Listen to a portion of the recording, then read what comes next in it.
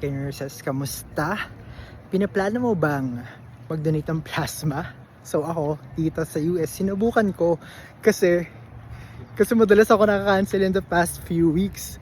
So nakita ko yun, may mga ads sila na parang donate plasma, get $700, ganyan. Pero pag dating mo doon, usually parang ano siya, mga $700 for 8 sessions. Okay? So maraming maraming parang kakaiba versus sa pinopost nila sa mga websites nila or sa mga Facebook profile nila versus sa pagdating mo doon, iba na yung mga rates. So mag-ingat lang kayo sa mga ganon. So ako, ito yung nangyari sa akin eh. Okay? Sobrang laki niyan, mga parang 15 inches siya. So itong hematoma ko is 2 weeks na siya. Okay, medyo challenging, no? Kina-cancel sa akin. Yung una, good candidate ako. So yun, go kami. Pag higa ka doon, kinukuha na yung blood ko.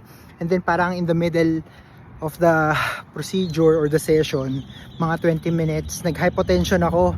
Sobrang baba. Tapos yung machine, naramdaman ko ang lakas ng sip-sip, siguro mga 2 beses yon.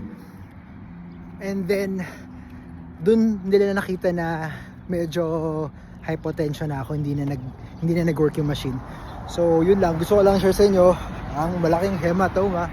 Kaya sa mga nagbabalak mag-donate din ng plasma, okay din naman, pero ano lang, maging aware lang kayo na pwede mangyari sa inyo yung ganito.